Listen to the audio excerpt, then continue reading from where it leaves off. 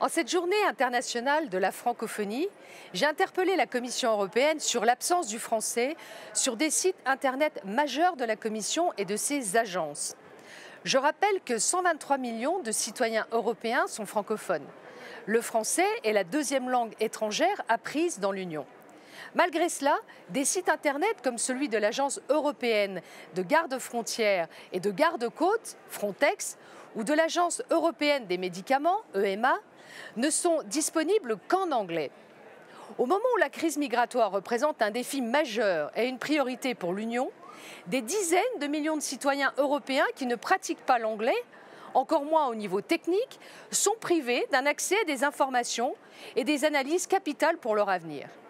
Alors que l'EMA a pour mission de protéger et promouvoir la santé humaine et animale en évaluant et en contrôlant les médicaments au sein de l'Union européenne, comment les citoyens non anglophones peuvent-ils se renseigner sur les médicaments qui les concernent au quotidien?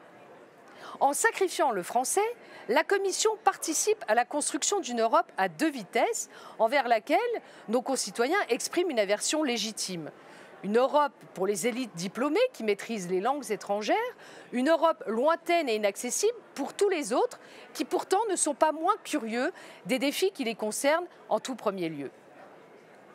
En procédant ainsi, la Commission ne fait qu'éloigner davantage l'Europe de ses peuples, au moment où nous avons besoin d'une Europe qui protège, d'une Europe du quotidien et de la proximité. Profondément attaché au respect du français et engagé dans la promotion de la francophonie, j'ai donc adressé une série de questions parlementaires à la Commission européenne pour savoir si elle a conscience que sa politique d'usage des langues crée une Europe des élites au mépris de tous les citoyens. Je lui ai par ailleurs demandé quelles mesures concrètes elle compte prendre pour rendre accessible à tous les citoyens des 28 pays de l'Union européenne et quelle que soit leur langue, les informations disponibles sur les sites internet qui dépendent d'elle. Je demeurerai très vigilante sur les réponses que la Commission apportera à ces questions qui intéressent l'ensemble des citoyens européens. Merci.